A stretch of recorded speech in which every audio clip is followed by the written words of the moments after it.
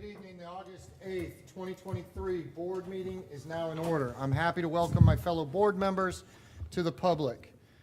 I would like to take this opportunity to remind the public that your appropriate place for public participation in this meeting is during your individual public comment opportunity as identified in the agenda. Outside your individual public comment opportunity, your role in the meeting is as an observer.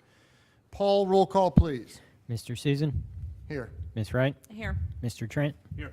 Miss Jenkins? Here. Miss Campbell? Here. The board will now hold a moment of silent reflection and invite the audience to join.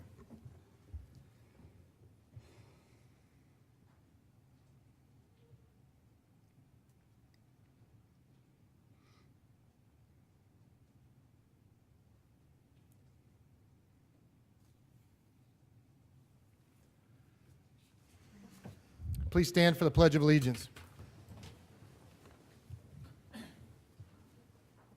I pledge allegiance to the flag of the United States of America and to the republic for which it stands, one nation, under God, indivisible, with liberty and justice for all. At this time, I'd like to offer my fellow board members and Dr. Rindell an opportunity to recognize students, staff, or members of the community. Who wants to go first? I'll go first. Ms. Jenkins. So I had the privilege of going to the back to school event at Surfside Elementary this morning with my daughter. So I want to thank all of our teachers and our administrators and our staff out there who are doing that every single day for the past week and a half, greeting our students, welcoming them back with smiles on their face and giving them hope for the future. I really appreciate it. I also want to give a reminder to our staff that your health assessment as well as your annual physical is due August 31st because some people might be slackers like I am. So make sure you get that done. Don't forget. Please don't wait. Don't hesitate.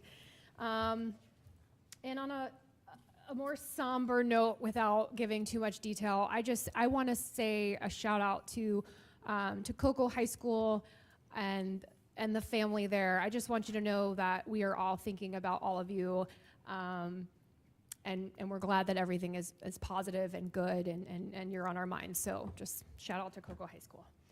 And last but not least, on a personal note, I would like to give a happy birthday to my sweet little angel who's turning 7 tomorrow. And sometimes she watches the beginning of these meetings with my husband. And so I just want to say happy birthday, Olive. Mommy loves you so much. And I'm really excited to celebrate tomorrow. And shout out to all those summer birthdays who don't get to have their birthday party in school with their friends. Thank you, Ms. Jenkins. Anybody else? Oh yeah. I'm still working on mine. Okay. You want me to go? All right. Yeah. I have so many. So we're in this season of back to school, and there's so much excitement and anticipation, and the community comes out in huge numbers. And I want to thank to Miss Krista Miller. She put on an event this past weekend. It was so hot, but it was so amazing. So all of our schools in the North End came, all the feeder schools that are going into astronaut, and they came, and it was a community event. They handed out over 650 backpacks. They had over 1,000, I think she said 1,000 hot dogs, chips, waters, and tons of snow cones. And it was just a great event all around. So thank you to Miss Harris. Miss Smith also came out from the district, which was really great to have some collaboration there. We had the mayor of Titusville Police Department was there. It was just an all-around really fun event. So I want to thank them. I also want to thank another special individual in the north end of the county, Miss Edna Wilson. So she has taken on a mission of raising funds every year to help kids be able to go in and buy a new pair of tennis shoes for school.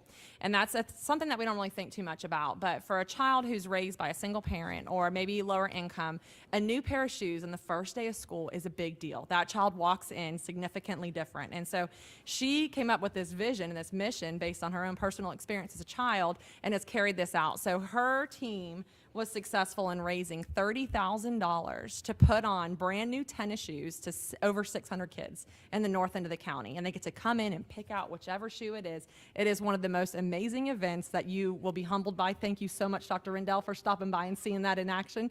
He was able to come and join us there, which was great. Also, along those same lines, Brevard School Foundation put on another event. So we had all these back to school events where we were at all week long and lots of fun there. I don't know how many people they ended up ultimately serving, but it seemed like there must have been 2,000 people. The line was astronomically long. Miss Campbell came out, I was out. We were helping, just pass out things, spread cheer, and it was a great event overall. And then we also got to partake in one other fun, really exciting upcoming thing that I kind of want to draw some buzz around, which I'm sure my fellow board members are going to do the same. But Senator Tom Wright was able to help secure some appropriations for Brevard County to be able to open up a CDL course in Brevard County with our adult ed. This is a huge, huge need in our community. It is going to do amazing things. There were several different sectors of government that were there that were extremely excited. So just want to give a shout out to Senator Wright and say thank you so much for your help with that. We're going to change Central Florida, probably all of Florida with this. And we're looking forward to getting that up off the ground and getting moving on getting some CDL certs pushed out in the very near future. That's all. All right. Well, I've been saying it for the last few months is this is summer, and for students, teachers, and parents to be well rested, take advantage of the time you have to spend with your kids and teachers to recharge your batteries. And now it's the time, the exciting time to say that part's done and over, and we're looking forward to seeing you back in your smiling faces this coming week. And kids to our students out there to start getting to bed at a normal time and getting up at a normal time, because it's Thursday's right around the corner. And we're looking forward to it. It's going to be a wonderful year here in Brevard. And I want to thank you out there for making this and allowing this to happen. We're excited with all the new staff that we have. Speaking of new staff, I was able to attend the BFT New Teacher Appreciation at a local pizza establishment. Was able to greet and have some good conversation with our new teachers. If I can remember back a few decades ago when I started the adventure of teaching, that's a lot of excitement. So we're very happy to have each and every one of you back in that classroom. And we look forward to seeing you starting Thursday and until the end of May. So thank you so much. Ms. Campbell. All right, let me just tag off a few things Ms. Wright said really quickly. First of all, at the Back to School giveaway at Brevard Schools Foundation, there were so many volunteers. So I just want to add on that thank you to all the groups, the businesses, even some of our own like Brevard After School and our RSM, our auditing company, who just send scads of volunteers to help pass out the school supplies. And it was great to see so many community members there. Also with the adult ed check, listen, I am super pumped about this, and our cities that were there were super pumped about it too, because it cost them a lot of money to train their employees to get their CDL licenses, and we'll have not only the program but the testing facilities and be able to provide that for municipalities and others in our county. So, and as well as providing a service to our community and even maybe getting some bus drivers out of it. So we're super excited about that. Opening June, right, of next year is the goal. So it's going to be a really fast-tracked project, so we can get that done. I want to thank Dave Lindeman and Jim Ross for taking me on my annual summer construction tour. Every summer board I go, I say, hey, give me all the construction projects and let's get a little tour together. And then we ride all over the south area of the county and get to see some fun things, tracks that were rubberized and AC things that were fixed. And some things are fun and some things not so fun. Lots of really cool new flooring that if you've been following the Facebook page, you've seen a lot of really great transformations with paint and flooring. It's amazing what a different floor will do for a classroom. So I want to thank them for taking me on that project tour. And I got to go to Gardendale last Friday and see the model classroom that they've set up. It was really great because I'm a visual person to see, you know, she'd mentioned it to us, but get to see the room set up the way it was, and they were doing the training for the teachers, and looking forward to hearing good things about Gardendale this year. This morning, Sunrise did their charge session for all the employees, teachers, cafeteria workers, custodians, IAs, everybody was back, and they brought in a special guest. Her name is Captain Sarah Evans, and she lives here in the county, but she was in the U.S. Air Force and developed bone cancer while she was on active duty and is an amputee. But yet she has, similar to the story that we heard just a few weeks ago, she overcame a lot of challenges. She's climbed Mount Kilimanjaro. And done some marathons as well. And she really challenged our teachers to, and I thought it fit in so well with Dr. Rendell's theme for the year of the mountain climbing and being the team. And she encouraged the teachers and the staff there at Sunrise to not focus on the things that you can't control, but to really keep putting your heart into the things that you can and to do the work and not get distracted by all the noise. And so I think it was fantastic, and thank you to Ms. Cross for inviting me. And my last shout out is to HR.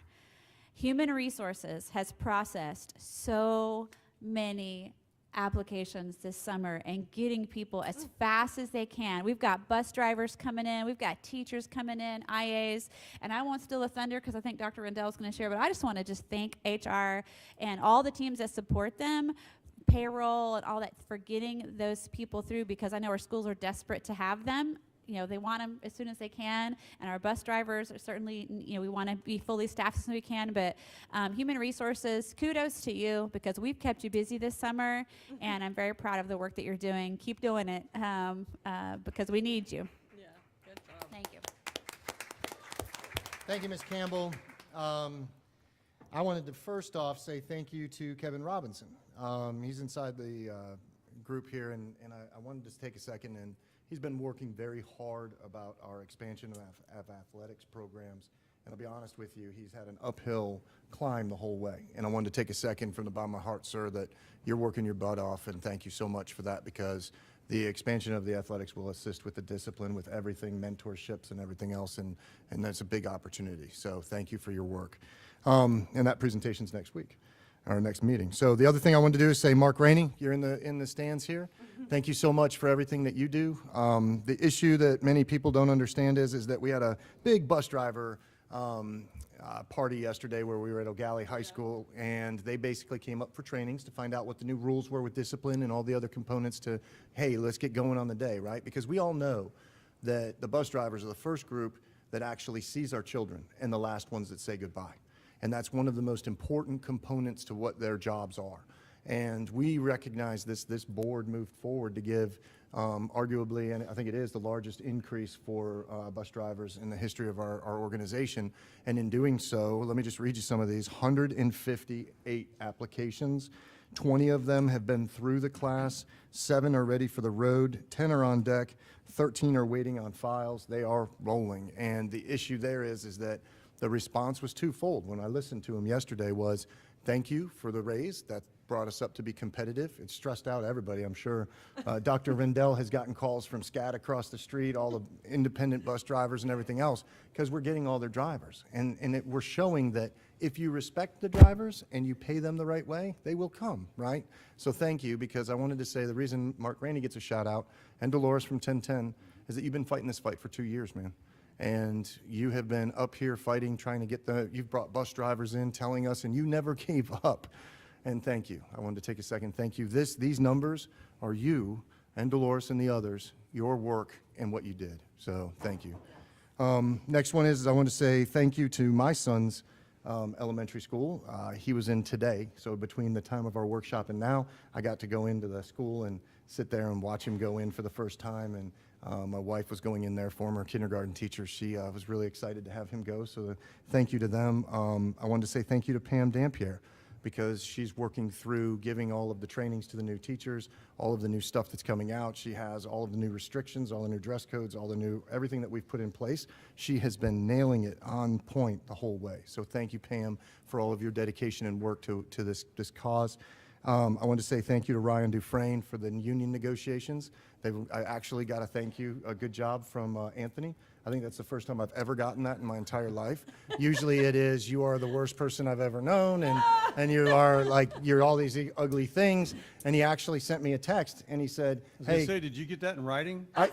listen, I got it right here. And I looked at it, and I said, wait a minute. It's a public record. Because what it is this, is that if he wants me to call him, I was like, I think he wants me to call him, and then he's going to yell at me, right? So I was like, I'll wait 3 days.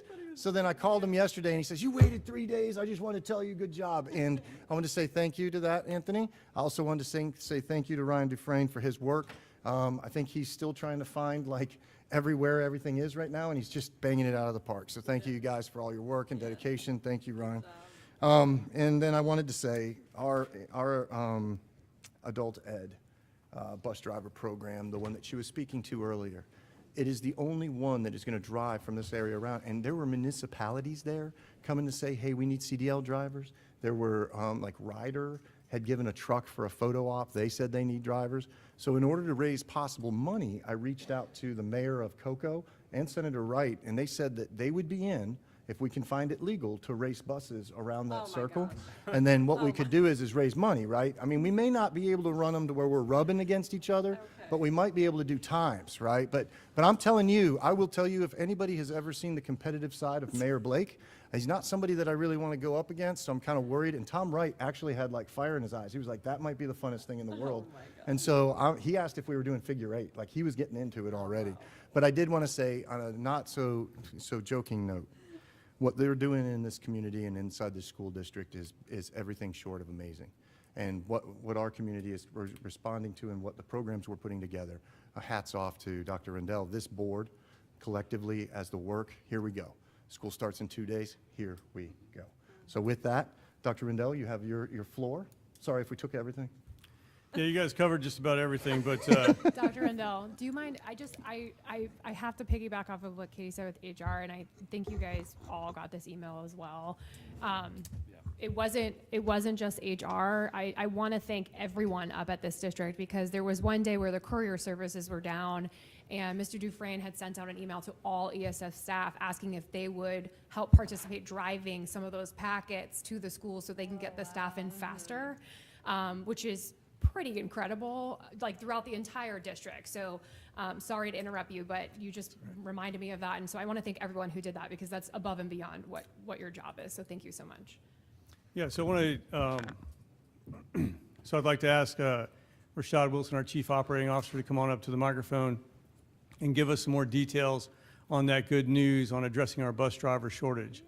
And as he comes up, I want to say something to the rest of our employees, particularly our 1010 employees, our classified employees. And I have to do this in a way that I don't put us in a violation of negotiations or anything like that. But we have our very first contract negotiation session with 1010 in September. And we are going to do things for 1010. You are a priority. The rest of our employees are a priority. We just have to do it the right way through negotiations, through memorandums of understanding, through the negotiation process. So just hang on. You know, we're going to get to you, and we're going to take care of you. Mr. Wilson. Thank you. Good evening, Board Chair Susan, board members, and Dr. Rendell.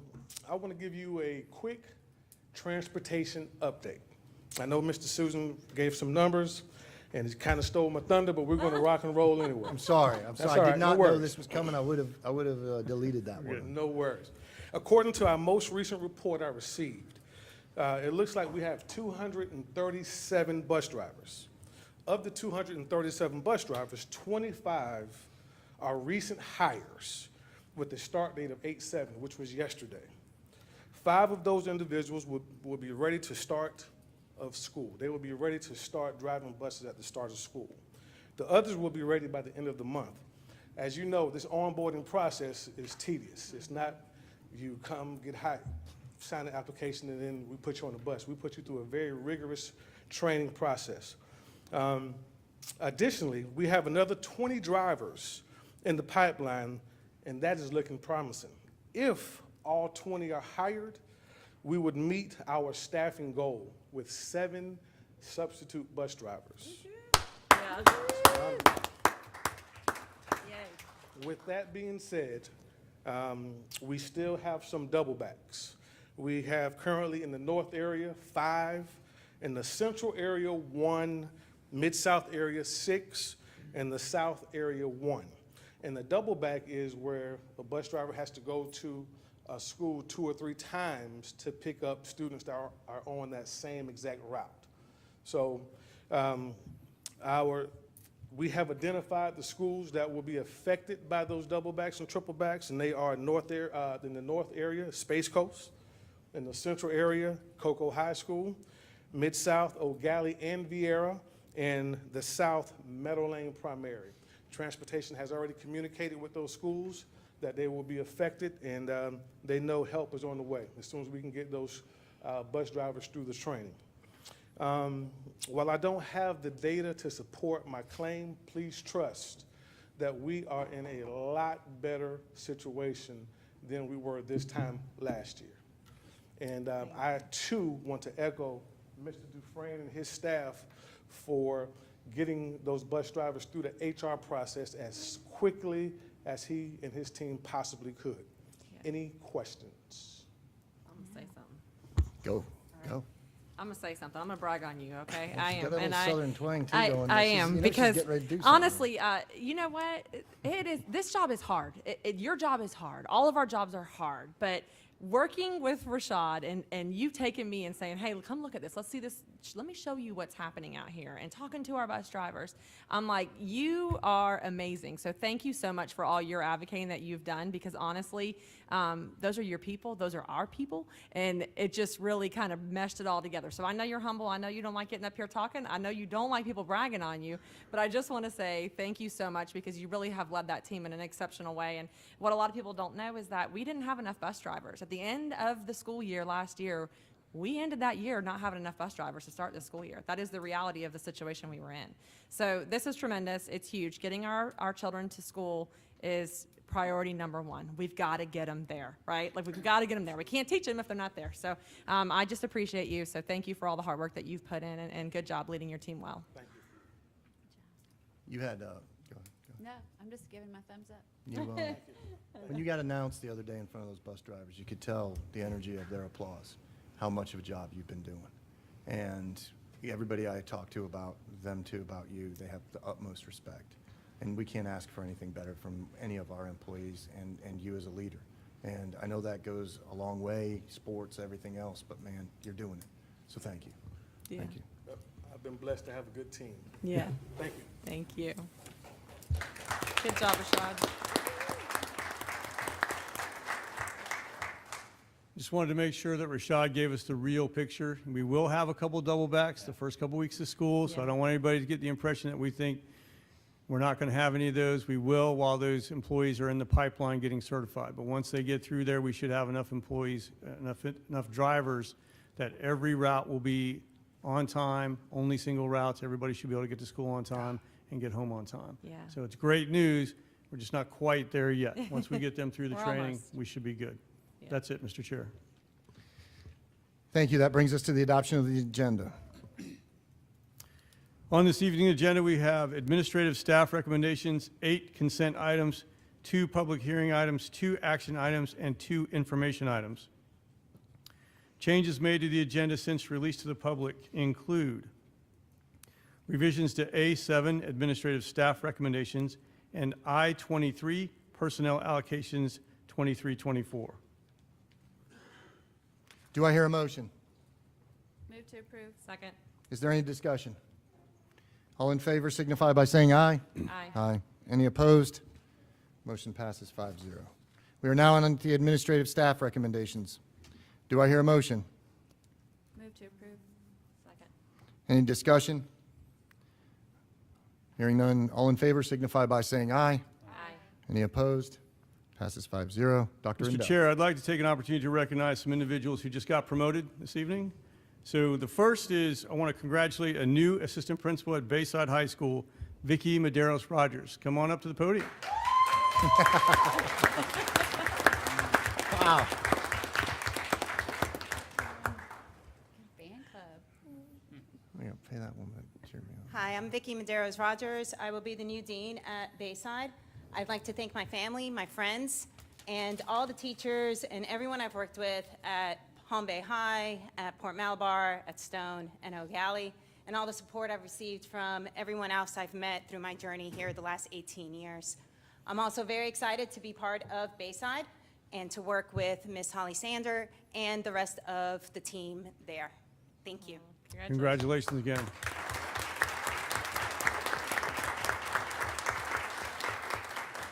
I'd like to congratulate a new assistant, keep turning it off. I'd like to congratulate a new assistant principal at Atlantis Elementary School, Alyssa Copeland.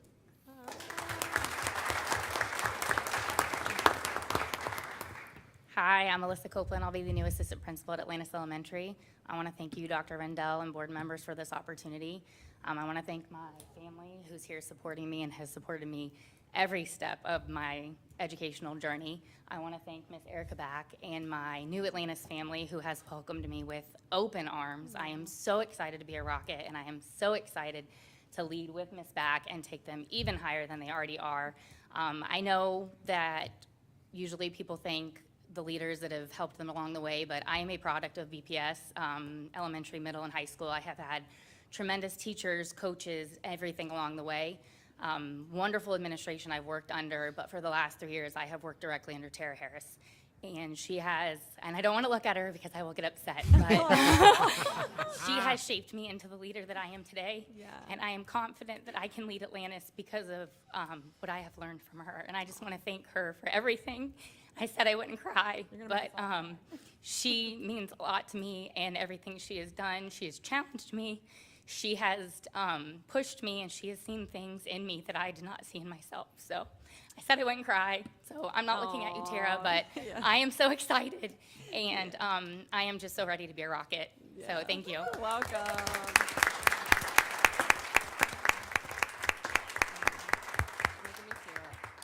All right, so next we'd like to congratulate a new interim assistant principal at Meadow Lane Primary Elementary School, Jessica Mowry.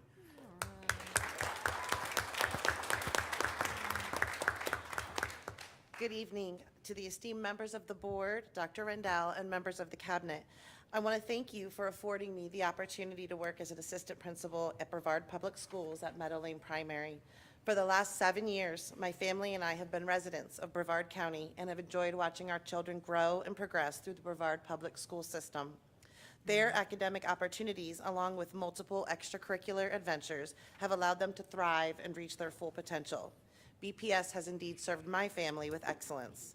As an educator, however, I've watched BPS from afar as I gained valuable experience as a teacher and educational leader in the school district of Indian River County. My training and experience there has no doubt led me to where I am today. However, as of this evening, I'm proud to say that I'm coming home to serve and give back to the community that has given so much to my family. I want to thank my parents, my husband John, and my children for loving me and supporting me throughout my 20 years as an educator. I also want to thank Mrs. Deanna Smith for selecting me to join her amazing team at Meadow Lane. I am humbled and honored to serve as an assistant principal in Brevard County and look forward to serving our students, families, and staff with excellence. Thank you. Welcome.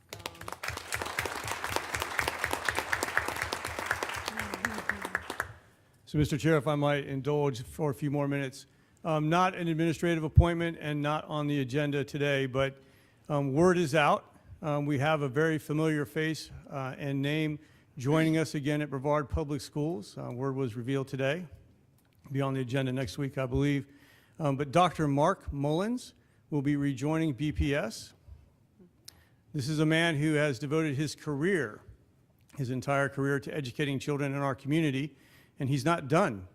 He still wants to make an impact. So he is joining the staff at Cocoa High School in the position as a guidance counselor. And we are so overjoyed that he would take another turn with us, that he would give of himself to our children in our community. So when you see Mark, welcome him back. We are so glad that he is giving some more, and I know that the Cocoa High School community will benefit from that. So congratulations, Mark, and welcome back.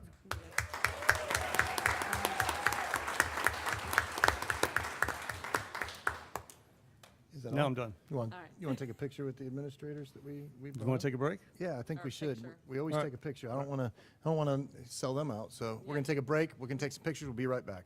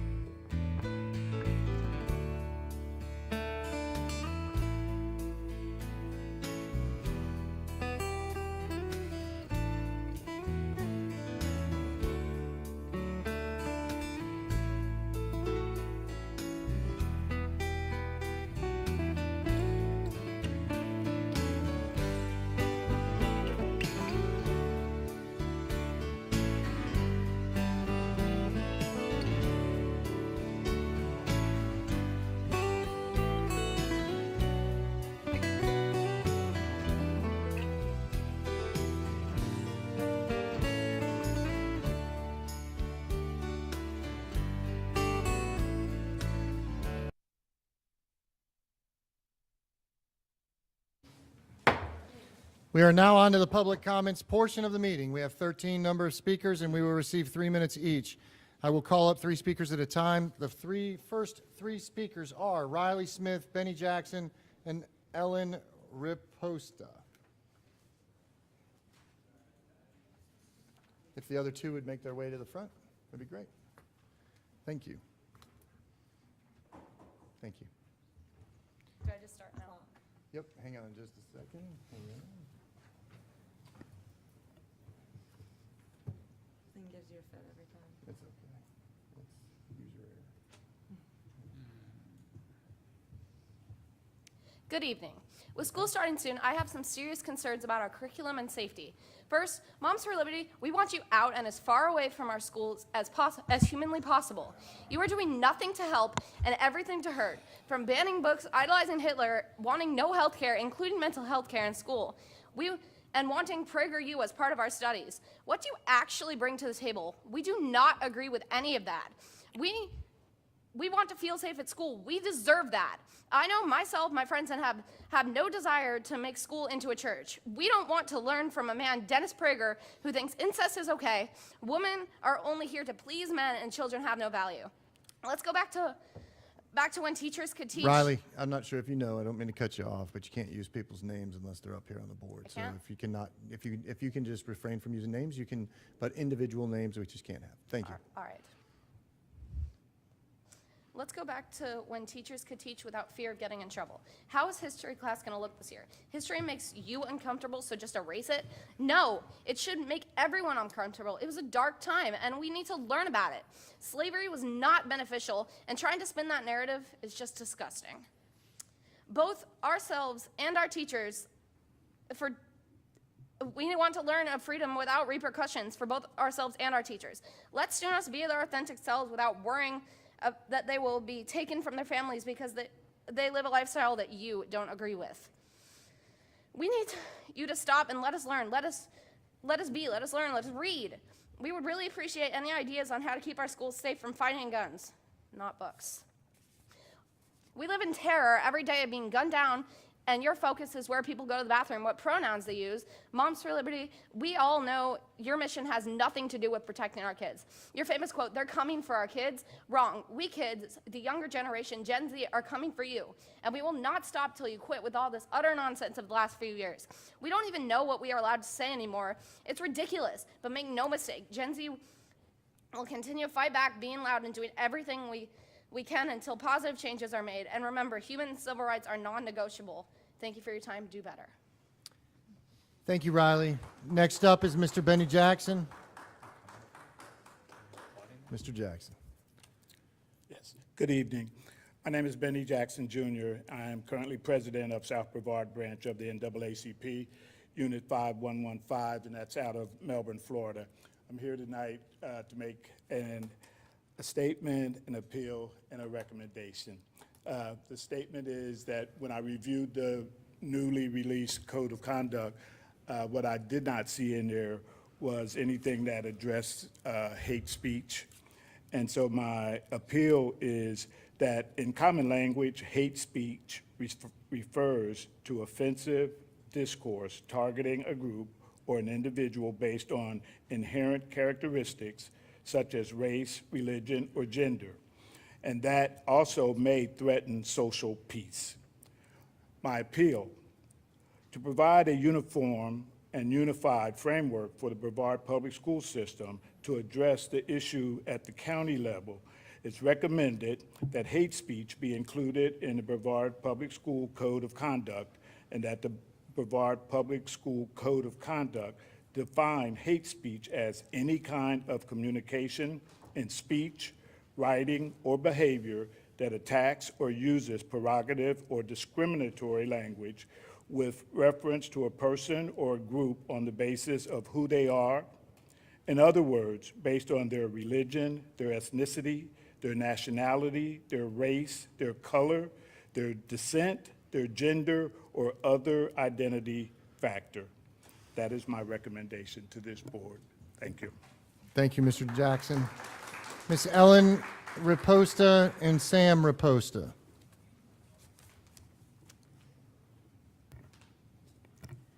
Good evening, school board. Thank you for affording me 3 minutes. So let me introduce myself.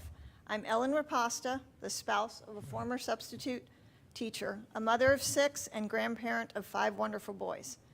My husband, Sam, truly gave 110% of his time, each day dropping them off at different schools, hearing the children chant, "Mr. Rip, Mr. Rip," was rewarding. Unfortunately, Sam, being a retired sheriff's officer and retired security alarm company owner, he was unable to turn a blind eye to the drugs in our school. As a parent, you would think that is the proper direction, to try to stop this from happening. Who knew it would cost him his job? He was assaulted at Cocoa High, accused of touching a student, which I tell you now did not happen. Then Rockledge High asked him not to come back for 60 days because he did too many referrals. Ronald McNair jumped on the bandwagon and accused him again of things he didn't do. He was cursed at daily, so he continued to substitute at a school that appreciated him. Thank you to Johnson Middle. Mr. Skinner and Mr. Foster kept asking him to come and sub for them. Unfortunately, strike 3, you're out. Then comes a letter from an A-rated school, Kennedy Middle, just excluding him from their school, and away goes his job, just like that. Only to find out a student in Mr. Reed's math class was selling Tootsie Roll lollipops laced with THC. My husband told her not to do that in his class, and she told him, "It's okay, my mom has a marijuana card, and she knows people in the front office." So he is now abruptly terminated, it's not terminated, but he's no longer a substitute. He waits for Dr. Green and the administration to let him know 2 days before school that he can reapply. Okay, so he reapplies. He jumps through the hoops, and guess what happens? Yes, he is not rehired. He is not rehired because something he said in his interview didn't sit right. This will most likely be filed in the trash, as was the last school board meeting in May we attended. Not one board member reached out to us. So I leave today with a challenge to each of you to fix this injustice and reinstate gratitude and optimism. Thank you. Thank you, Ellen. Mr. Sam Raposta.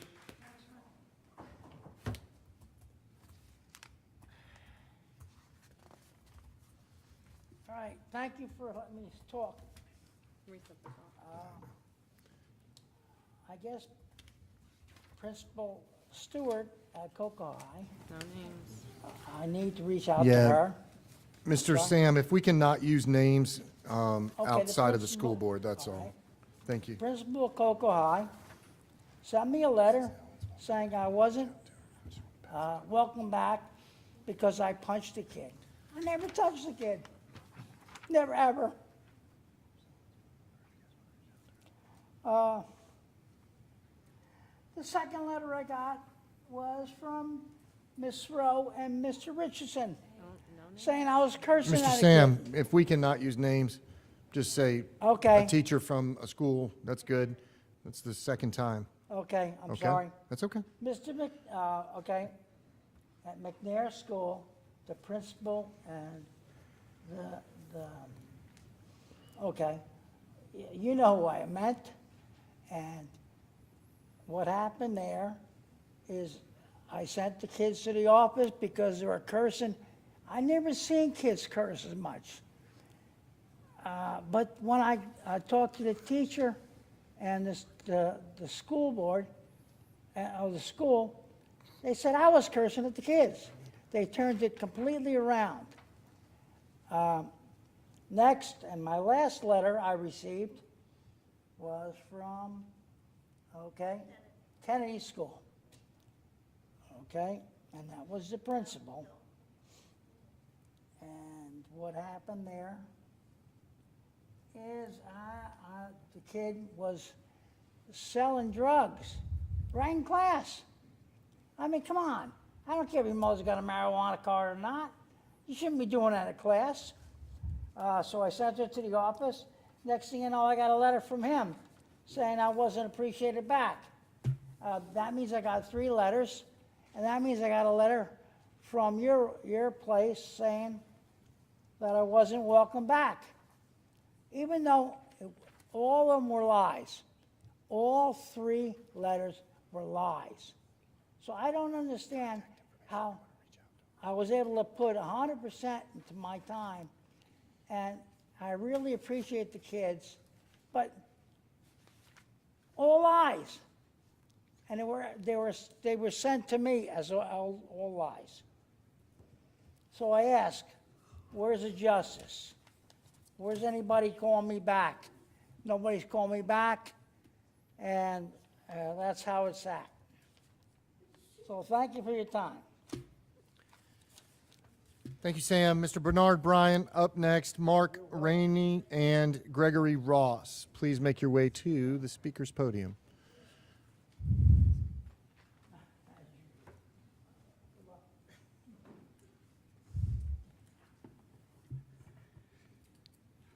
Good evening. Thank you, board, as well as Dr. Rendell for allowing me to speak today. My name is Bernard Bryant, and I represent the South Brevard branch of the NAACP as their educational chair. And I know I've been up here many, many times, but I have one message. And the reason why I have this message is because of my background. I grew up, from a very poor family. I was a stutterer when I was a boy, but I was blessed by my teachers and my parents. One of the things that they taught me is how to read. About a year ago, I met a little boy who was in 3rd grade, and the kid couldn't even say the word "the." So that really hurt me as a person because I understand how important reading is. And one of the things I can share with you, I have reviewed Brevard Public School reading plan, and I think it's a very good reading plan. Well designed. Science of reading is basically embedded in the plan. Literacy coaches are basically embedded in the plan. But what I'm concerned about is the amount of teachers. I don't think you have enough teachers on board to really handle this particular issue of improving our kids' reading. 2 of the schools that I support right now is missing 7 teachers at the beginning of the year. So obviously that's going to be a tremendous impact for those students that are actually missing teachers. So what I'm asking this board to do is I'd like to see a workshop on what is the plan and invite the communities on how we're going to improve our teaching staff. I've also reviewed a lot of the reasons why teachers are leaving. And a lot of the reasons that I see is because of personal reasons. I don't understand what are the root cause of that. The turnover, the actual retention, I think there's a tremendous opportunity there. So if you will consider having a workshop where we can attack one of the critical needs of our children. If they can't read, if they can't do math, we aren't going to satisfy the demand in this particular county. And the last thing I want to share with you, I've reviewed the student code of conduct. And one of the things I hope you will spike out, under bullying you have racism. But I would love to see that code separated so that it can be well managed from the school area and it can get the right attention that it really needs. If it's clogged into bullying, it's going to be not given the attention that it needs. So if you can consider in your code of bullying to remove racism as a separate item. Thank you so much. Mr. Bryan, thank you so much. Truly appreciate your thoughts. Next up, we have Mark Ramey, Gregory Ross, Julie Bywater. Mr. Mark. This may be my last time here. So, I had a bunch of notes, but I'm just going to speak from my heart. The bus drivers asked me to come. The ones that you met yesterday, the hundreds of them that you saw in that room, they asked me to come and say thank you to Dr. Rendell and to the board, but also in this public setting to our teachers union and to our teachers, to the parents of the students that we drive who have been there and patiently with us, and to the citizens of Brevard County who voted for the millage tax, which gave you a tool to help in this process. They want you to know with their just overwhelming heart how grateful they are and that the amount of faith they have in you for laying down a foundation, knowing that it's not over, but laying down a foundation that's solid and will allow us to continue to move forward. So even though we move into the school year at the same level that we were at the last year, we have one big difference, and that's hope. We have a tremendous amount of hope because we see the numbers that our colleague just shared with you. We see the pipeline. I'm a new trainer for the system, and all the other trainers, they're excited because the classes are full. The buses are on the road with the training signs. We're doing the best we can to get them out, and hopefully by September or October we can alleviate the crunch and then start working towards the reduction of students, the overcrowding on their buses, et cetera.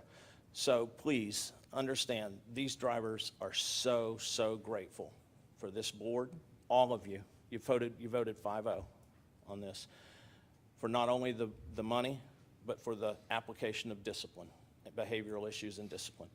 You tackled it. It's not over. We understand that, but we have hope, and we want to thank you.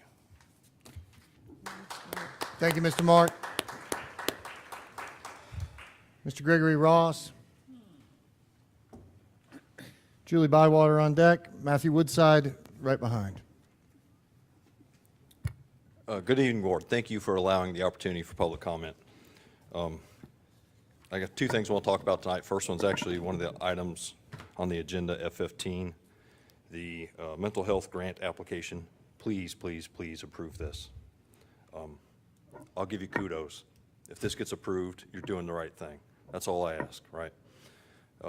It's good to see the board and district staff focusing on what we know is a known shortage in public education. So please approve that.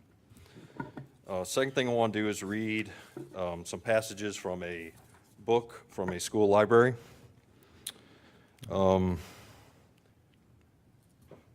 Masturbation, erotic stimulation of one's own genital organs, commonly resulting in orgasm. Okay, Mr. Ross.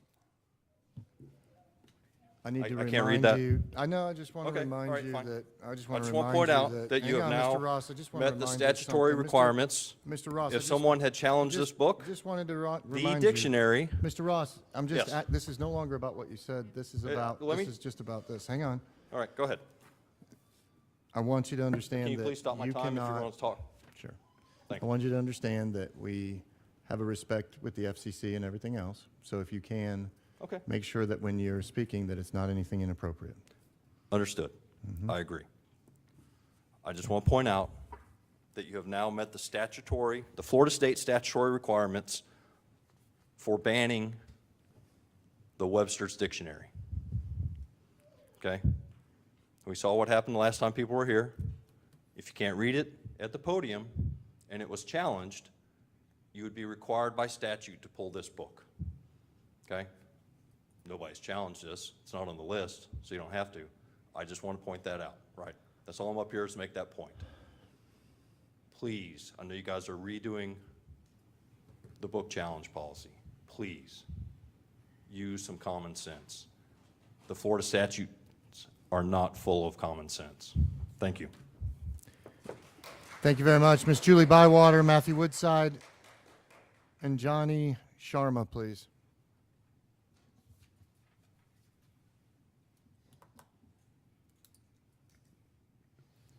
Good evening. I'm Julie Bywater. I am a member of the Brevard County chapter of Moms for Liberty.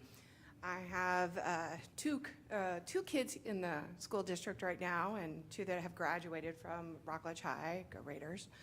What I want to comment on tonight is the code of conduct, but it's really your code of conduct.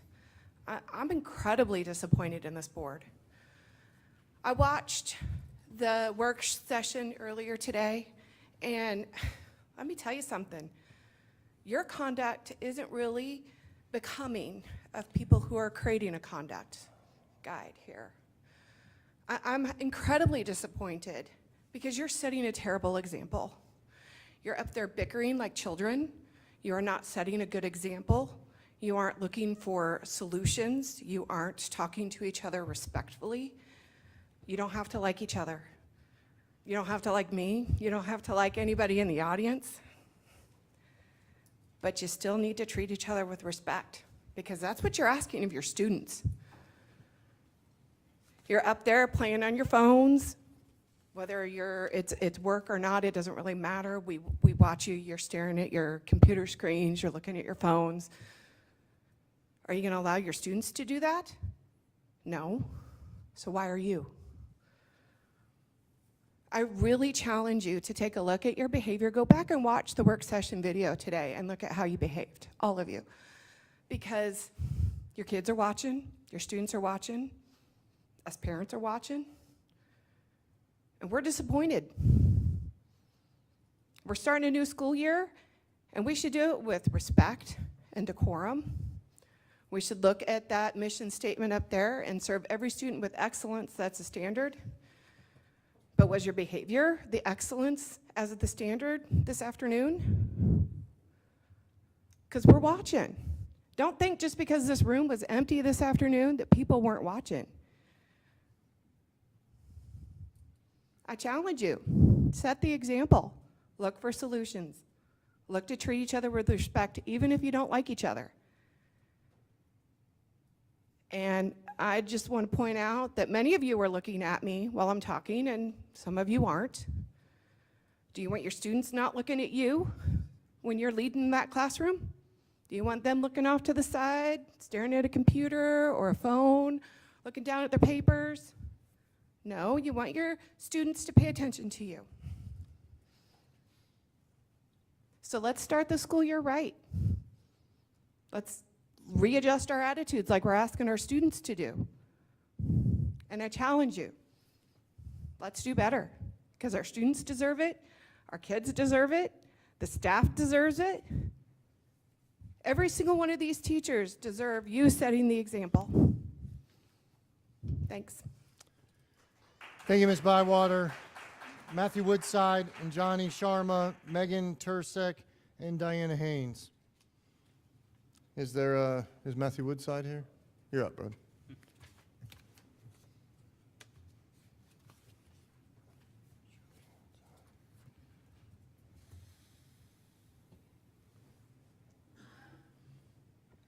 Good evening. My name is Matthew Woodside, and I've been a BPS educator for the last 17 years. And as we start a new school year, I came today to share a concern that I have with BPS's partnership with a company called One Love, a company that is actively pushing LGBTQ content on our students without any parental notification. Let me explain. One Love is an organization that teaches students about healthy versus unhealthy relationships, which is a component in the middle school sexual health unit.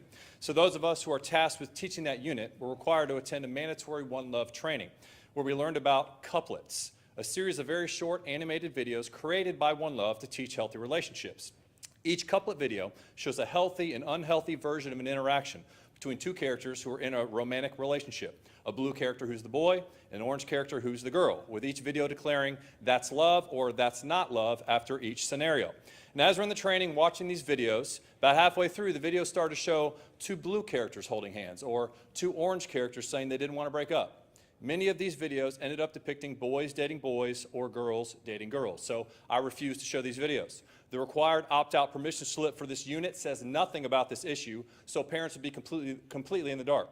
But then last spring, One Love came to my school and held a training for all of our teachers, showing only one couplet video between the boy and the girl, and said that they plan on coming to all of our language arts classes in a few weeks to teach all of our students about relationships using couplets, and parents would have no idea until it was too late.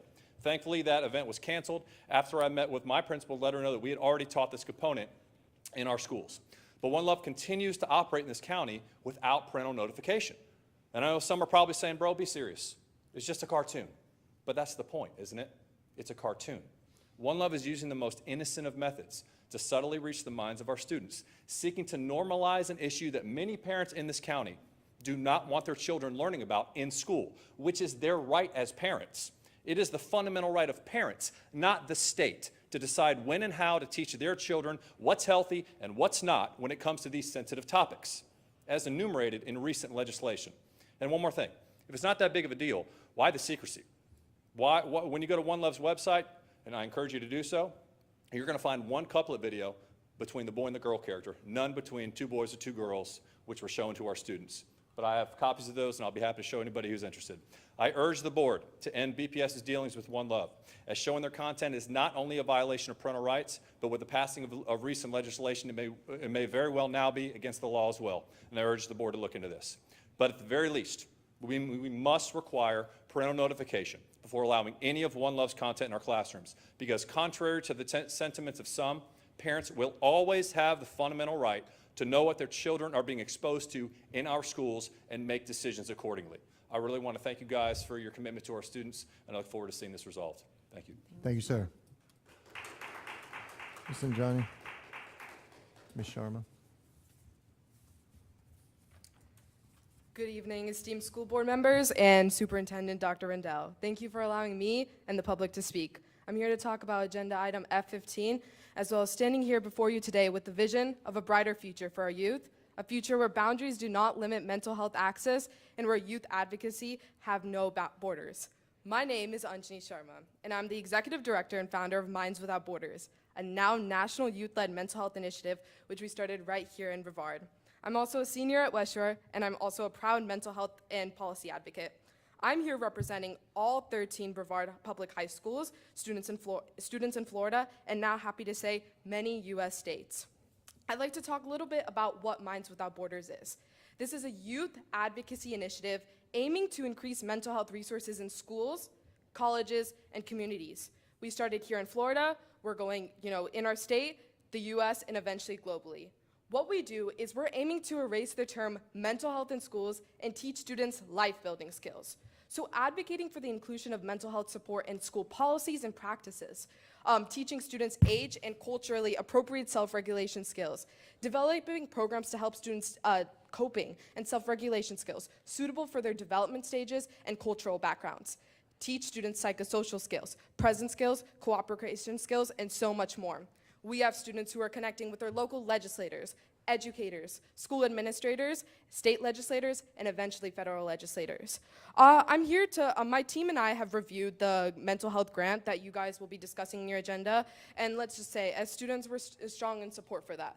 But as students, we also deserve more than that. We need more than that, and that's why we got together a coalition of students who are the main stakeholders in this mental health era. And we started this initiative to essentially advocate for implementing resilience coordinating networks, think life-building skills, and teach students proper life skills to handle them that serves them mentally, socially, and physically for their life while they're in Brevard Public Schools, while they're in the state of Florida, but also when they're leading. It's important that we, as students, come out and speak for issues that we believe in. All of you guys know what happened with the Florida legislator. After Marjorie Stoneman Douglas, they established this mental health curriculum. We as students, and educators, we don't think that this is, quite addressing the root cause of the problem. In today's world, mental health is oftentimes the underlying issue for so many issues, from gun violence, climate change. Mental health starts there. That's why we should prioritize this. Let me just point out that we have students working in Miami-Dade County, Orange County, Seminole County, and expanding to many of the states. I've had the pleasure to meet with some of you guys, with some of my students, and we're proud of the support that we've gotten gotten here. I'm speaking here today to first inform you about our advocacy initiative, but also ask for your support and be a champion of the initiative that started here and that will hopefully, go to the Florida state and nationally. Thank you. Megan, thank you so much for all your initiative. We really appreciate your work. I'm sorry, Ms. Johnny, Ms. Sharma. It's Megan Tursek up next, Diana Haynes, and Julia Anton. Here, I'll give you her contact information. Hi, good evening, Dr. Rendell and members of the board. First and foremost, I would like to speak in favor of the mental health grant that is on the agenda tonight. I'm a Brevard County teacher and also a parent of a Brevard County student. I was awarded Brevard County Social Studies Teacher of the Year last year. I'm here to ask you to please not rob students and parents of the opportunity to experience AP Psychology. First and foremost, I see this as an issue of parental choice. Parents sign up for AP based on the needs of their family. Some families like mine, their students want and desire college-level courses and topics for their students. Families who believe that AP Psychology is not the right fit for their student and their family can and should enroll in a more appropriate elective for them. blocking AP psychology will cost Brevard families money. This is an opportunity that students had to get a free college credit for psychology that they will not be able to get now. My understanding is that Eastern Florida State psychology classes are full at this point, putting incoming seniors who would have been going into AP psychology, who may have been preparing for that for years, they will not have an opportunity to receive AP psychology credit free of cost. There is nothing in Florida law that would prevent Brevard from teaching AP psychology as the course description is written right now, to the standards of that course. I ask that Brevard aligns with the state of Florida in saying that AP psychology can be taught in an age-appropriate way, and to please not dampen some of our brightest minds to this high level of education that they deserve. Thank you. Ms. Diana Haynes, Ms. Julia Anton. Ms. Haynes, saw her come in. All right, we'll pass on Ms. Haynes. Ms. Julia Anton, please.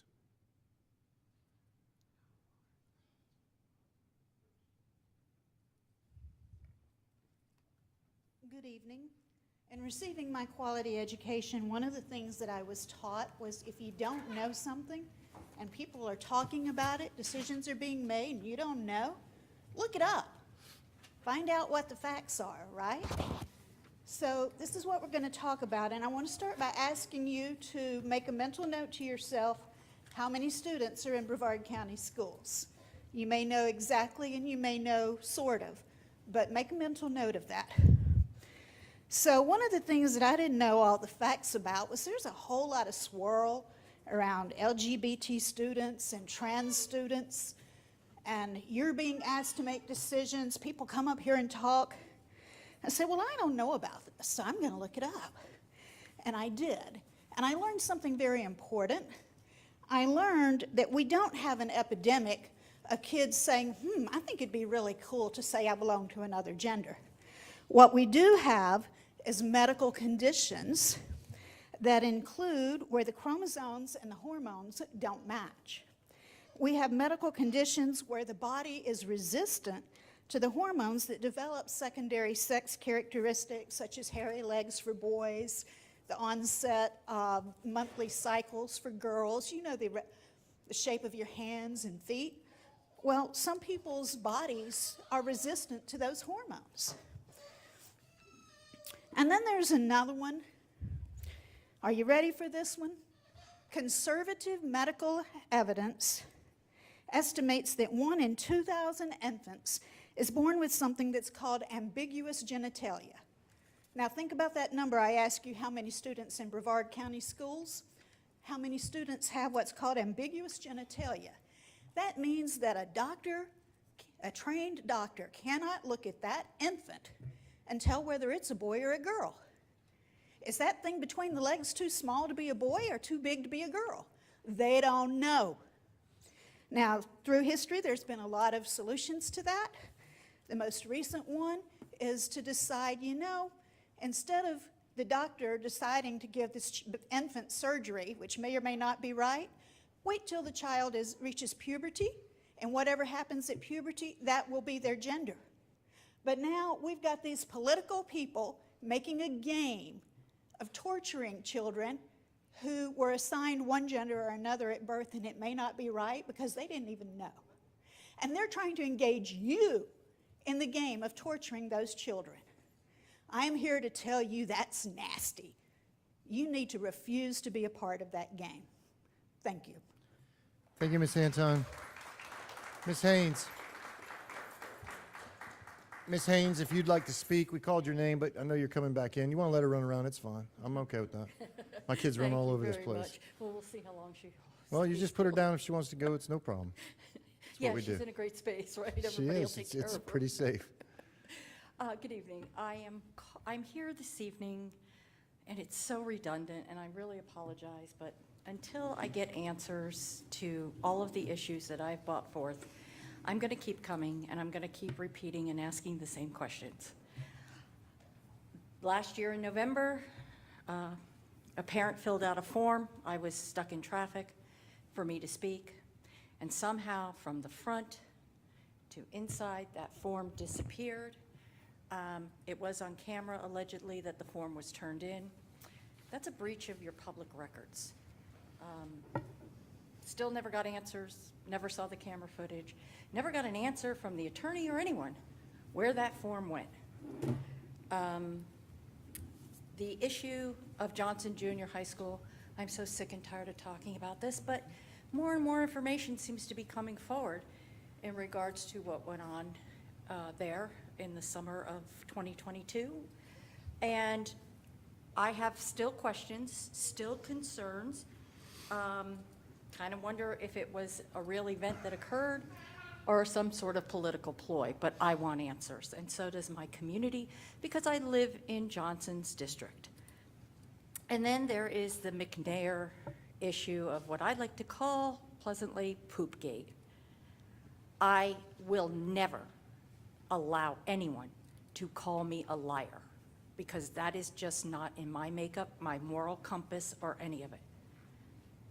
I have a reputable student who saw twice what occurred in that school. I made a public records request asking for some sort of reporting what was done about it, and I got it never happened. So now I have to face your staff unequivocally is either hiding something or straight up lying. Somebody knew about it, whether it was the janitor, who knows? I want it addressed. And those are my issues and my concerns, and hopefully one day I'll get answers to these things and I can pleasantly go away and talk about something else. Thank you. Thank you, Ms. Haynes. That concludes our public comments. We thank you for your willingness to address us in this public manner. We're now on to the consent agenda. Dr. Rendell. Thank you, Mr. Chair. There are 8 items under this category. Thank you, Dr. Rendell. Does any board member wish to pull any of these items? I only want to pull one because I just want to have a conversation about it. Okay. You want to take a second and why don't you, if you... 16. You can do it if you want me to, I can, if you're not going to, I mean, we can move to approve the entire thing and you can just talk about it during discussion. Or if you want to pull it out and go through the whole separate evaluation. Yeah, just in case, because I don't know, like. Okay. Which one did you want to pull? F16. All right. Items F16 will be pulled for discussion. I will entertain a motion to accept the consent agendas, except for those pulled for discussion. Second. Is there any discussion? Hearing none. All in favor signify by saying aye. Aye. All opposed? Passes 5-0. Okay, now we're back on to F16. Do I hear a motion? Move to approve. Second. Okay, is there any discussion? Ms. Jenkins.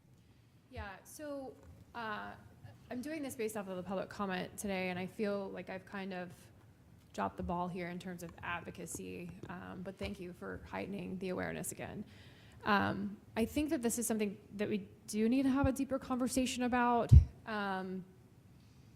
Unfortunately, some of the staff that was involved in the questions that I have are not here anymore. But I want to say this as broadly as I possibly can. We had incidents at certain schools where apparently it was really difficult to address the significantly inappropriate behavior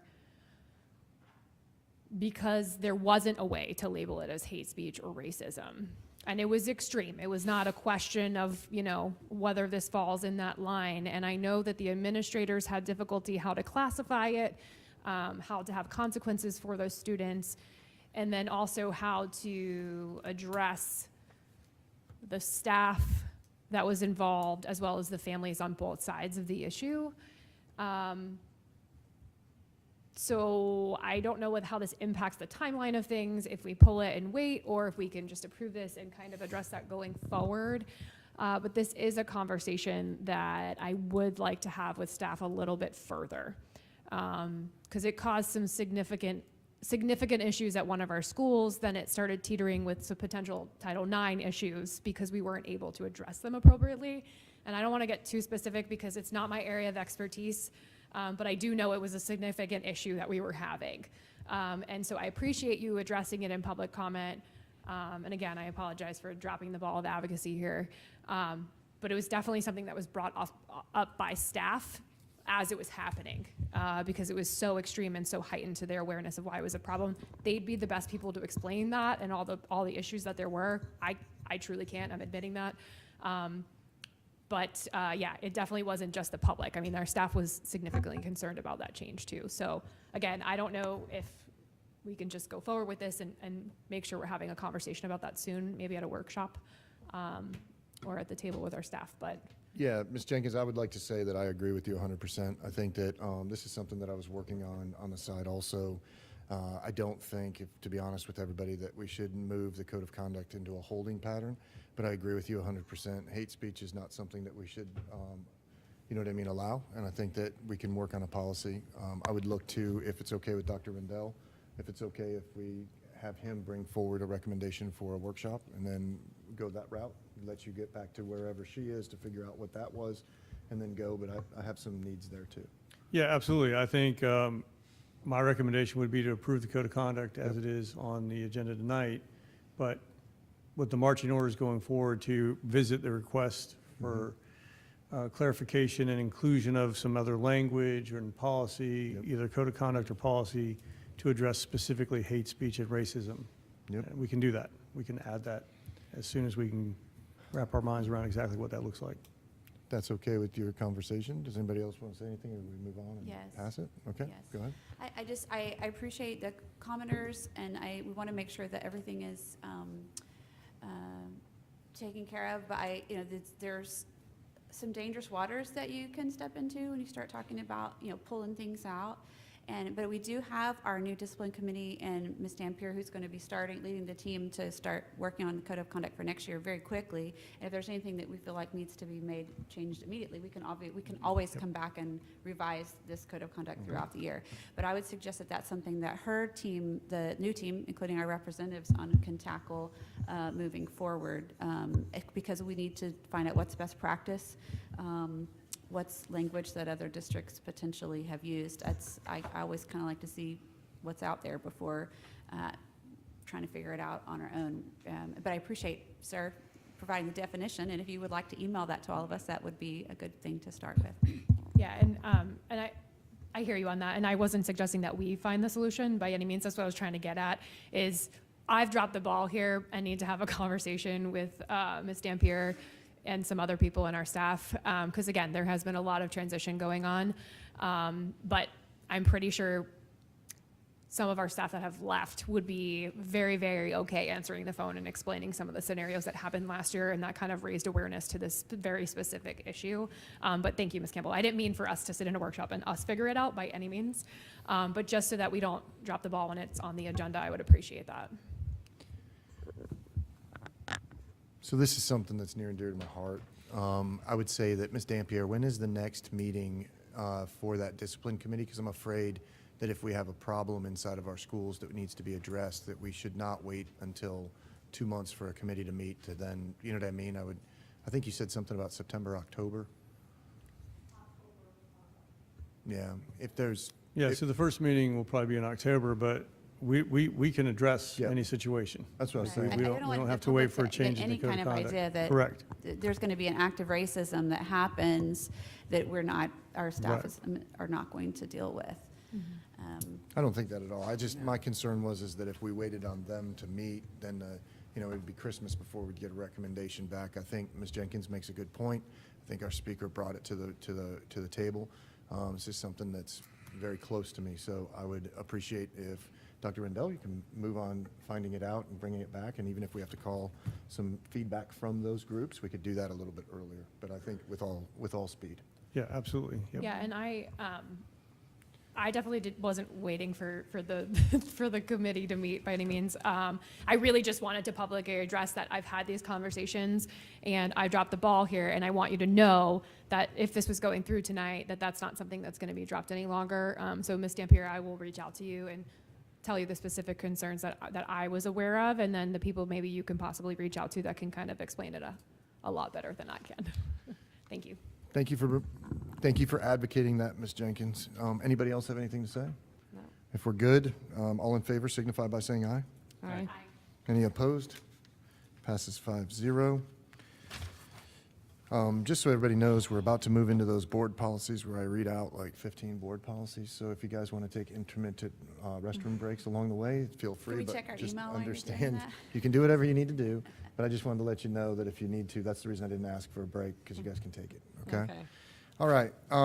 We will now hold a public hearing to address item G20, School Board Policy 2341, Interscholastic Athletics. Is there anyone here who wishes to address this item? If there's anyone here who wishes to address this item, okay? Do I hear a motion? Move to approve. Oh, wait. Move to approve. Second. Any discussion? All in favor signify by saying aye. Aye. All opposed? Passes 5-0. Okay, before we start the next thing, you do have to read them all, but we don't have to vote on every single one, right? We can vote on them in a batch? No, we have to vote on them individually. Mr. Gibbs? Can we vote on them in a I batch? asked him already. We have to vote on individually. The best practice is to vote on them as policy, so. Yes. I'd already asked him. So if you can come over here, because my computer doesn't have them set up. Hang on, Gibbs did it. It was Gibbs that broke it. Gibbs, come down here and fix it. You're in the wrong Oh, okay, wait, sorry, guys. Shh. Don't let anybody know that that just happened, okay? We're on TV, don't let anybody know. All right.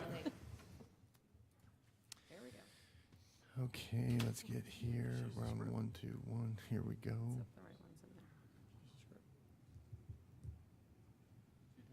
Okay. Next item to hold is a public hearing on Board Policy 121, Responsibilities and Authority of the Board. Is there anyone present who wishes to address this item? Anyone present who wishes to address this item? Seeing none, all in favor signify by saying aye. Or wait, move to approve? Sorry, guys, we're getting ready to go. Move, second. Is there any discussion? Hearing none, all in favor signify by saying aye. Aye. Can I make a suggestion? If there's anybody here who wants to talk about any of these policies, that y'all go ahead and stand over there, No, because otherwise no. he's going to go really fast. We're going to move quick. All in favor signify by saying aye. Aye. All opposed? Passes 5-0. All right, next up is, 4-0. I think she was waving that she approved it. Next policy is 121.1, Financial Emergencies. Is there anyone here who wishes to address this item? Is there anyone here who wishes to address this item? Wait a minute. What is yours saying? Sorry, mine doesn't say that. Mine, 121, Financial Emergencies, new. we're on, okay, sorry, yep, Nope. Okay. sorry. Hearing none, move to approve. Second. Any discussion? All in favor signify by saying aye. Aye. Any opposed? Passes 5-0. Next up, 122, Board Powers. Is there anyone present who wishes to address this item? Is there anyone present who wishes to address this item? Seeing none, move to approve. Second. Any discussion? Hearing none, all in favor signify by saying aye. Aye. All opposed? Passes 5-0. Next up, is there anyone present who wishes to address Board Policy 122.1, Member Powers? Anyone present who wishes to address this item? Hearing none, move to approve. Second. Any discussion? All in favor signify by saying aye. Aye. All opposed? Passes 5-0. Next up, hold a public hearing on Board Policy 123, Standards of Boardsmanship and Code of Ethics. Is there anyone present who wishes to address this item? Is there anyone present who wishes to address this item? Hearing none, move to approve. Is there any discussion? All in favor signify by saying aye. Aye. All opposed? Passes 5-0. Next item to hold a public hearing on is Board Policy 124, Standards of Ethical Conduct. Is there anyone present who wishes to address this item? Anyone present who wishes to address this item? Hearing none, move to approve. Second. Is there any discussion? All in favor signify by saying aye. Aye. All opposed? Passes 5-0. Next policy. Next item to hold a public hearing on is Board Policy 131, Legislative Policy Making. Is there anyone present who wishes to address this item? Is there anyone present who wishes to address this item? Oh, somebody's coming.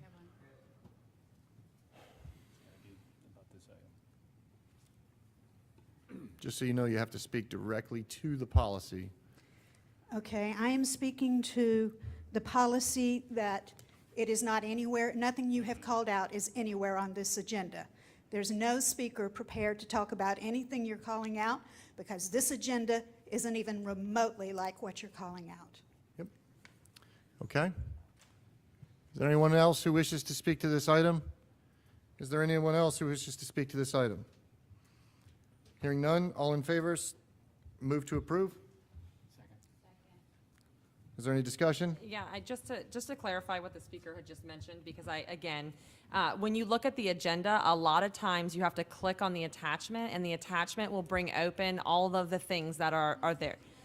No, it's on the internet though, so if you can pull your phone up and pull the agenda, you can track along with us, but that's where it's advertised at, just so you know. It has been properly noticed, and it is on the internet. I just wanted you to be aware of how to find it.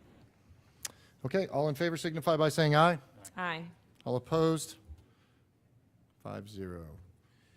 Next item, to hold a public hearing on Board Policy 133, quasi-judicial. Is there anyone present who wishes to address this item? Is there anyone present who wishes to address this item? Move to approve. Second. Any discussion? All in favor signify by saying aye. Aye. All opposed? Passes 5-0. Next item is to hold a public hearing on Board Policies 141 number.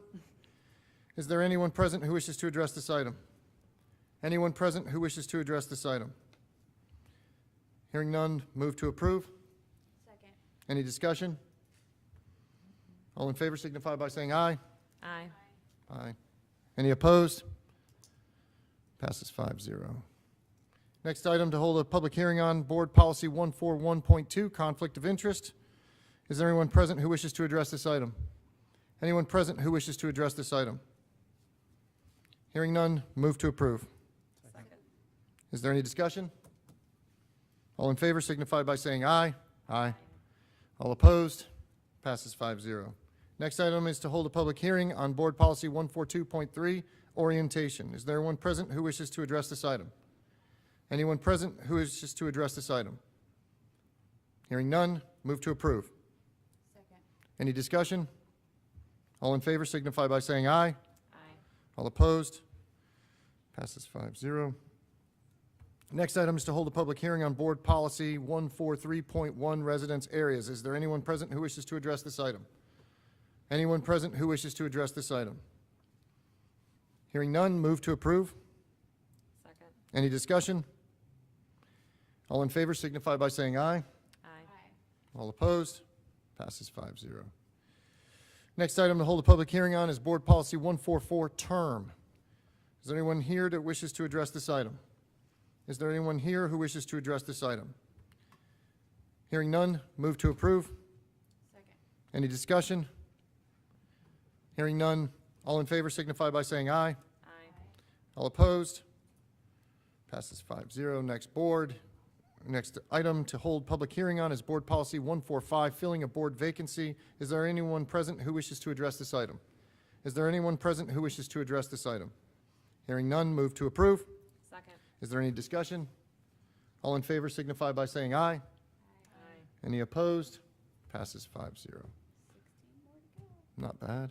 Good. We're getting through it. Hang on, let me reset my thing here. Yeah, you gotta scroll down. We're not even halfway. Next item to hold a public hearing on is Board Policy 147, compensation. Is there anyone present who wishes to address this item? Is there anyone present who wishes to address this item? Hearing none, move to approve. Second. Is there any discussion? All in favor signify by saying aye. Aye.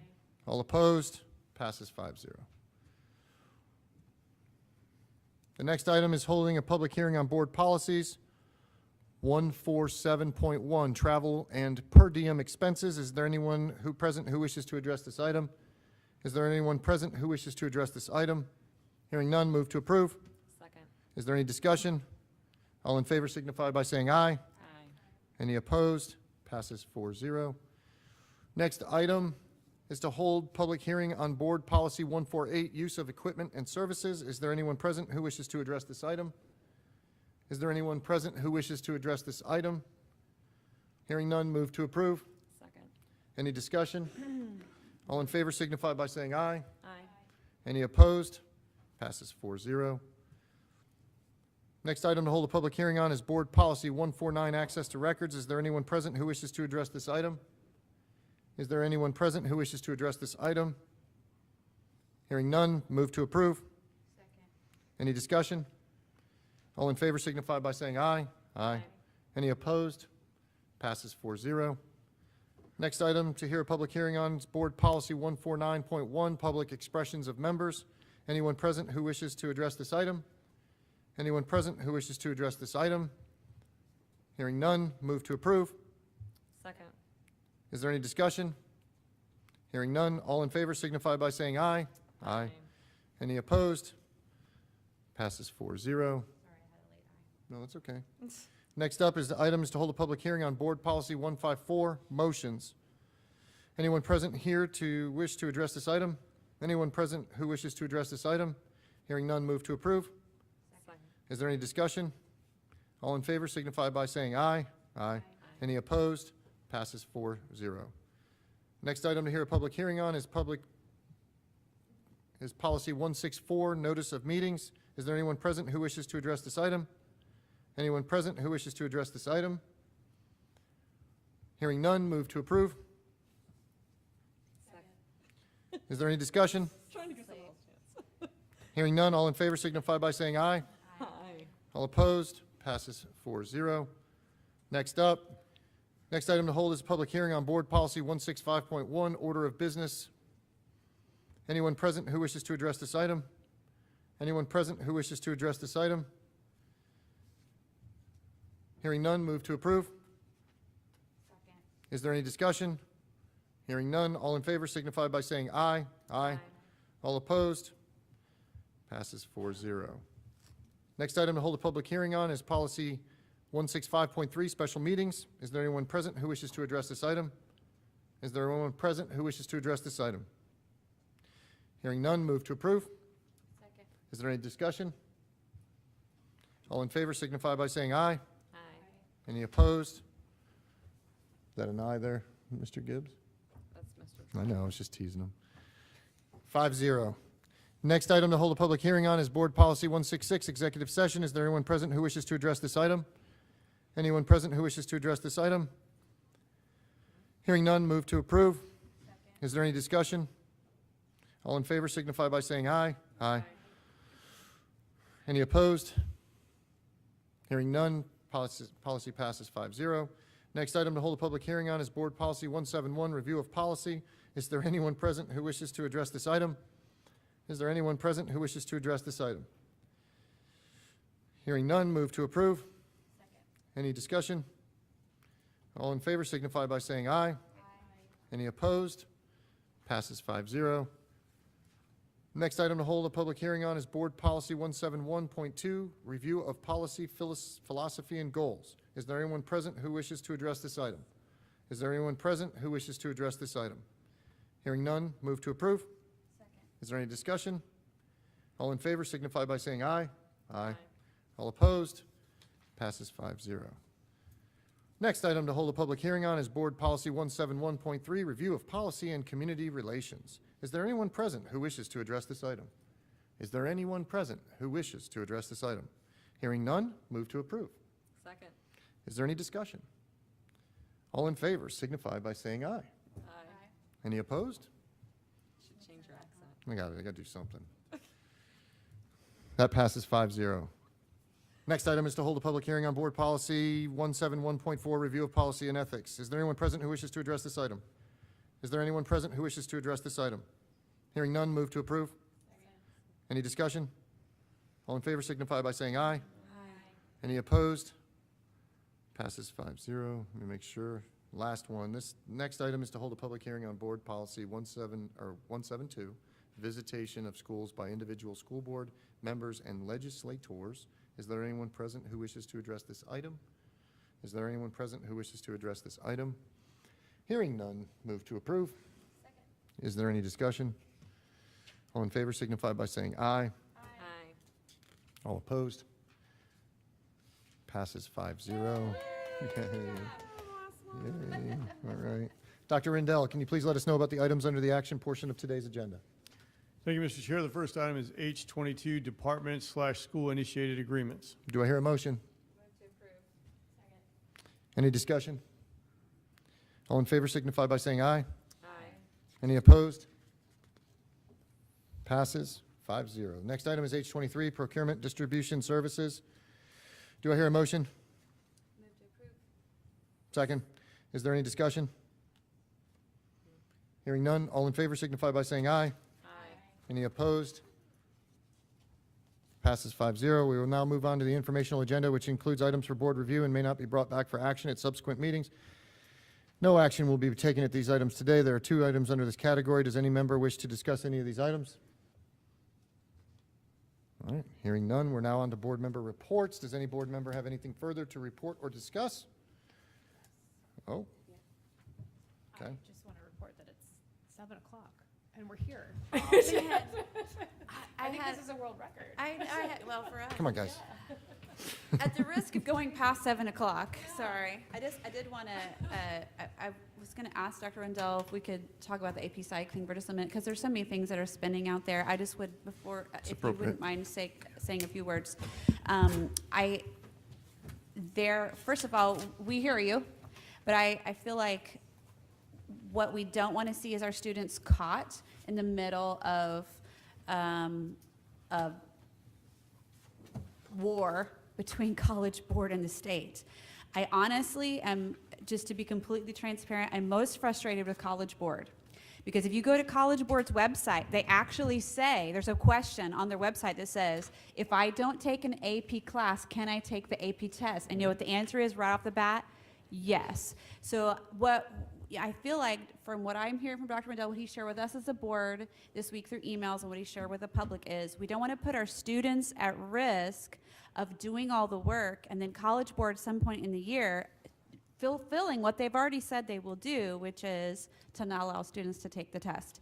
But we are recognizing, staff is recognizing that students need those opportunities, whether it's for psychology specifically, and we've come up with some options that the schools are going to be able to offer. Our Cambridge schools already have other options, and IB schools already have other options, but also for the ones who just need that one more AP test, and we don't want to leave any of those students in the lurch. It really was terrible timing. I'm frustrated on a lot of levels, but we want to do what's best for our students, and everybody may not agree, but I feel like Dr. Rendell and staff have really put a lot of thought into this. They did not do a knee-jerk reaction to what really was a knee-jerk situation. But if you wouldn't mind, Dr. Rendell, just kind of sharing what our possible solutions are for our students. Sure. Thank you, Mrs. Campbell. So a couple things. There is some curriculum in the AP psychology course that, if taught, would violate recently enacted state legislation. So if our teachers teach the full course, basically they'll violate state law. AP has said if you do not teach the full course, we will not certify the course, so your students will not get AP credit. They will not be able to take the exam. So our students and teachers are actually the ones caught in the middle. If we teach AP psychology as it is requested or required, rather, by a College Board, the instructor is going to violate state law, and we don't want to do that to our instructors. If they teach the AP psychology course but skip the section, that would cause them to violate state law. AP has stated on their website they will not certify the course, and students will not get AP credit. They won't even be able to take the exam. So our students and our teachers are the ones caught in the middle. We don't want to put them in jeopardy by any means, students or teachers. So we've come up with alternative options.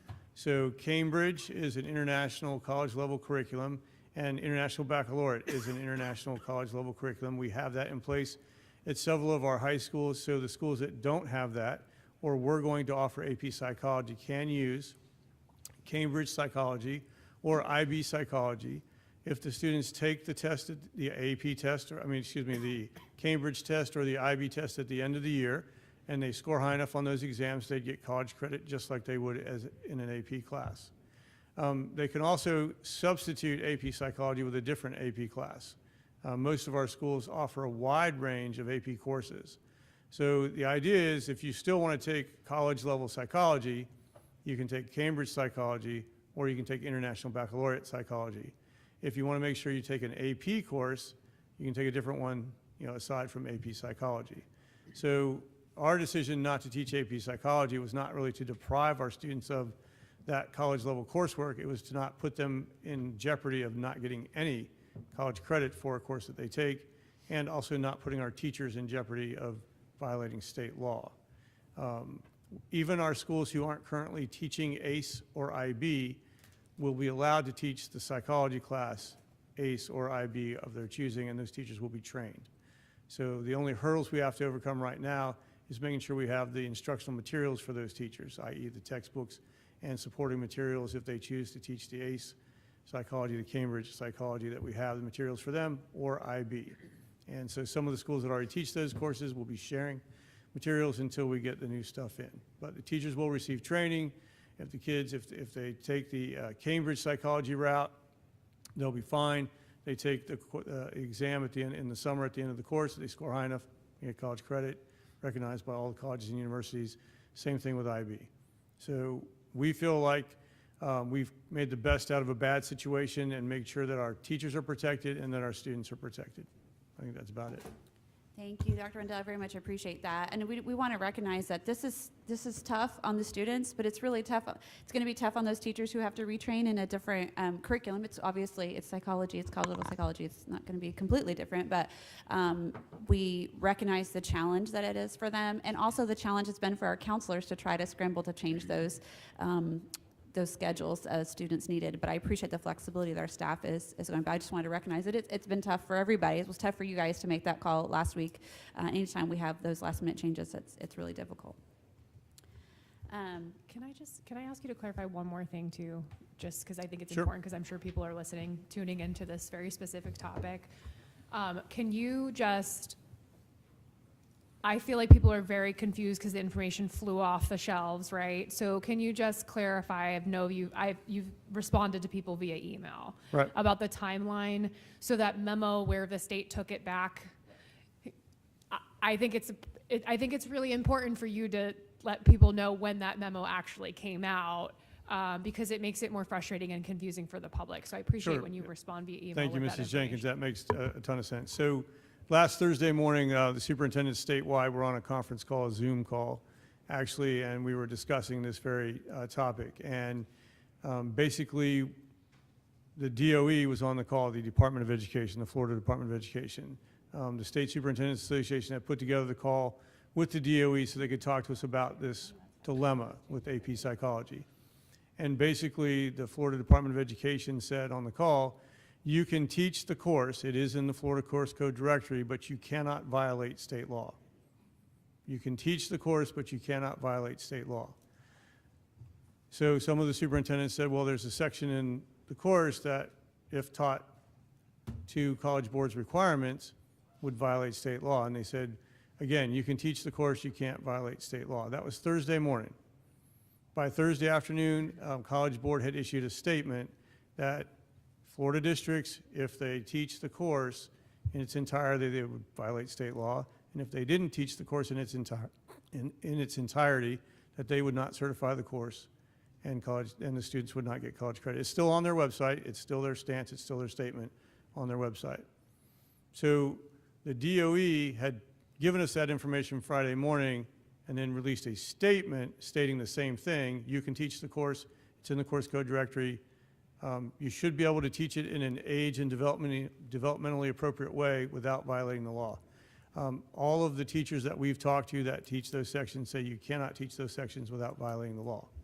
So in full transparency, there are a handful of districts that are still going to teach AP Psychology. I was on another Zoom conference call with state superintendents today, listening to those districts who are going to go forward with AP Psychology. And basically, they are hoping that the curriculum that they submit, because other background information for you, for College Board to certify a course, you have to submit your syllabus. So all of our AP Psychology teachers would have to submit their syllabus to College Board to be approved to receive the credit. So those districts are hoping that the material, that the lesson plans, that the syllabus they submit to College Board will be blessed. They're hoping. They don't know that. And so we aren't going to do that. We're not going to hope that we could get the course approved by College Board and teach it in a certain way that doesn't violate state law. I don't want to put our teachers in that position, and I don't want to put our students in a position to take this course all year and then not get credit.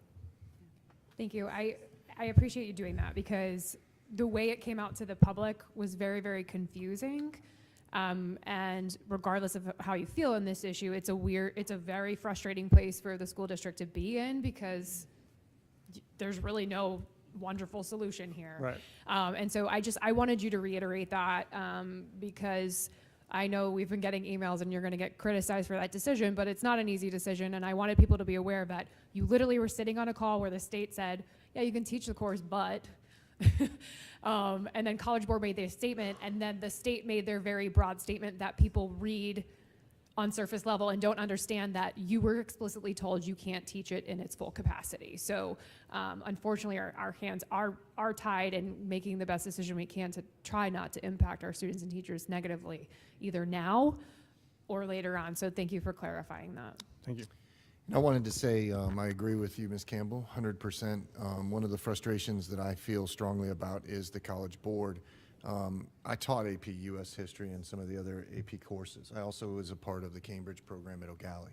I know both of them intimately. I understand the curriculums and the teachers. One of the issues that we're running into is that the teachers that are out there that were willing to take and teach this class have to go through trainings ahead of time and lose revenue at the end of the year because they no longer are able to get those $50 per. So that may be something that we want to address, moving forward, is that you had teachers that would have, if the student passes, they get at least $50 per kid. And now no longer, when they take that chance to go over the summer to learn about the curriculum, to do it, to get ready and go. That's one aspect. The other aspect that I'd like us to try to look at, I'll talk to Dr. Rendell and see if we can bring it forward. The other issue that we have is that when you teach advanced placement, there is no way you're going to teach the entire thing. Everybody understands that. And when you learn and they train you over the summer, they tell you, you got to focus on these main themes. Like, they tell you where to focus. And for that lockup like that was just kind of frustrating. And you're right, Ms. Campbell, there were kids that took my regular U.S. history class and would go take the AP course at the end and pass it. They never even took the course. Like, they just knew that they could pass the test. So I think, Ms. Campbell, you're 100% right. I really appreciate you bringing this up for clarification. It's something that was needed. Thank you, Dr. Rendell, for that. Ms. Campbell, did you say that you had something else you Yeah, I wanted just to had bring one up? other thing. I just wanted to share, just at the risk of getting a little philosophical. I was thinking the other day about how we function as a board. I don't know why, I just woke up sometimes, maybe it's being 48. I wake up in the morning sometimes thinking about deep issues, and I was thinking about, what can I compare our job as a board and leaders of this district to? What's a good picture in the physical world, in the, natural world? Preparation is so important for us. And so I was like, okay, maybe like a concert or a play, but really it's not that, because if we function as performers, then we're not really doing the right thing, right? The preparation is right, but we're not really putting on a show for people. If we're putting on a show, then we're doing things wrong, I think. I thought about sports. Sports is always a great illustration. My husband's a pastor, so he's an infinite resource of illustrations. Uses sports a lot, but we're not really competing. We could be a team. We've got that teamwork aspect, the practice, the putting in the time. That is all still so important. But we're not really competing with other districts. We don't want to see them lose. Yeah, we want to be higher ranked than them, but we don't want to see them lose. And we also shouldn't be, as individual board members, and Dr. Rendell, I'll include him too, competing against one another. Because if we're doing that, then we're doing it wrong again. So I just sat there and I'm like, maybe it's because it was 5:30 in the morning. I had a hard time, like, what can I think of? What can I think of? And I went to our special guest that you brought in, Eric, and I forgot his last name already again. Weinmayer. Blind since the age of 14, climbed 7 peaks, kayak through the Grand Canyon, but that mountain climbing thing came back to me. And I thought it was so important when he talked about your rope team. That's the right term, right? The rope team.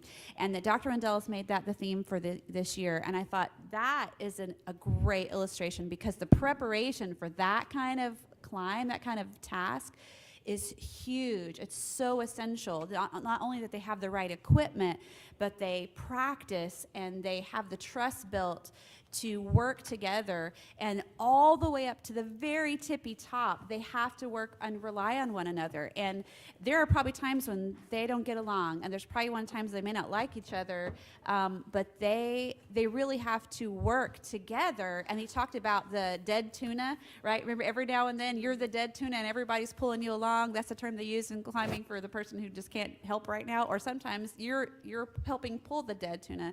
So, but we all have to be prepared, and I just love that illustration, and I'm glad you brought that up, because I just wanted to say, you know, for me, I want my focus, and I hope all of our folks can be on that kind of goal, because the truth is, as we succeed, the 5 of us, the 6 of us, the 7, including Paul, up here on the front, if we don't work together well, here's the other thing that's important to that illustration.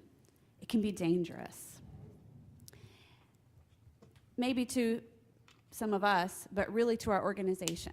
We have to function well. We have to be prepared. We have to each know our role and stick with it, and not be performing like the stage, and not be competing like sports, but really to be prepared and focused. And he talked about sometimes you have to sacrifice things for the good of the person who's next to you that maybe need a little help, a little extra help. We have a whole team of 9,000 people, and then they have a whole team of 60-something thousand students. And I just want us to focus, I want to focus this year on that rope team idea. And I think there is a way. We have our moments, we've had them tonight, where we can all pull together in the same direction. And thank you, Ms. Bywater, for sermonizing to us. We probably needed a little bit of that today. I did too. But it's so essential for us to come together and work together, because there is a potential for this board to lead our district in a dangerous direction. And at any given time, I mean like danger, but you know, just in a bad direction. But when we're pulling together and we're all fulfilling our roles, we do good work. I think we've done some good work today. And I hope, Dr. Rendell, that you will continue to put that image. I know you're going to put it before your administrators and your leadership team, but before us as well, because that was a really good message for us. And again, it just kind of locked in with me the other night, you know, 5:30 musings of a 48-year-old woman, a.m. 5:30 p.m., that's all bets are off. But I appreciate you giving me the time I just wanted to, as I was thinking about that this week, it's really important. What we say, every word is measured and recorded, and but important to the team that we lead and the students that they impact every day. Thank you. Thank you very much, Ms. Campbell. Dr. Rendell, do you have anything else? No, sir. Hearing no further business, this meeting is adjourned.